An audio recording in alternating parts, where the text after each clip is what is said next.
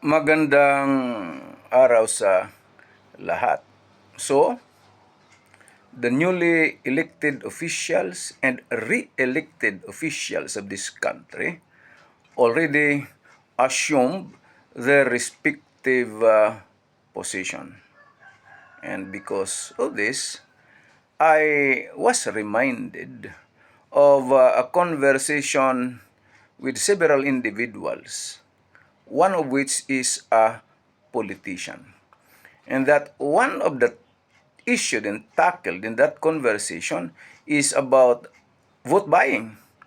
So I express my opinion against vote buying. And one of them commented that the reason why candidates for elective positions in that locality engage in vote buying because they will not be voted upon.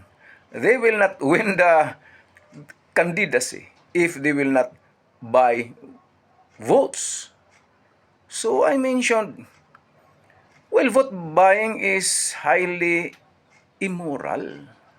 Not only that, it is unlawful, it is illegal, it is prohibited and penalized by law, the Omnibus Election Code. So why engage in that criminal act? Well, so I ask them, is vote buying a crime?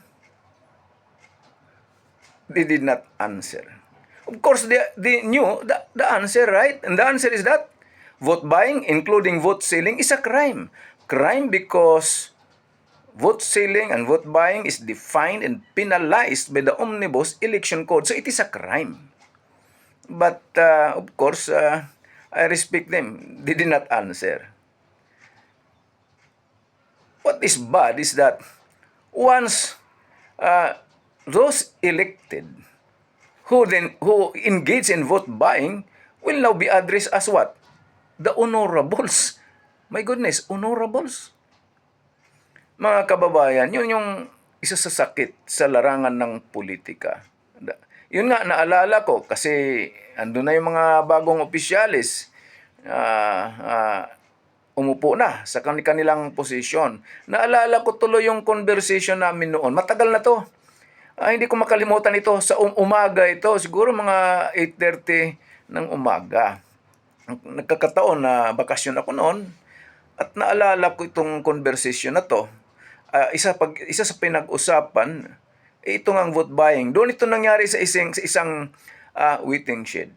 Okay. Kaya nga, sabi ko, kung talagang gustong maglingkod, magserbisyo sa bayan na magiging mayor, konsihal, vice mayor, bakit mamimili pa ng boto?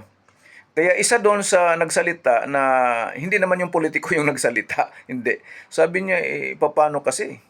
Pag hindi mamimili ng boto, hindi naman ibubutong ng mga tao, hindi mananalo. Sabi ko, pues, huwag magkandidato.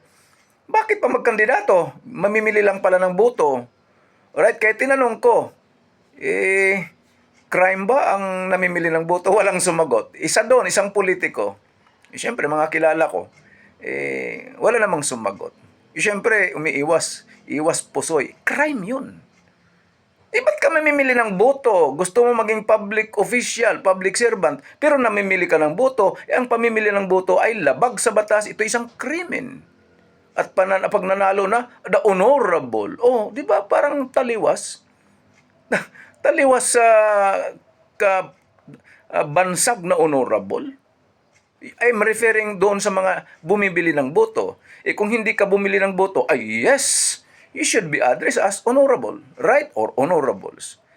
Naisip ko lang ito kasi ito na, umupo na yung mga nanalo sa mga opisyalis sa ngayon. Ang pinag-usapan namin noon, tungkol yan sa mga local officials lang sa isang munisipyo. Mayor, vice mayor, at mga konsihal. So, sana nakapaglingkod na naman itong aming tanggapan sa larangan ng batas. This time, politika. Pero tungkol naman sa batas, yung tungkol sa vote buying at syempre vote selling. Okay, so maraming salamat at magandang araw sa inyong lahat.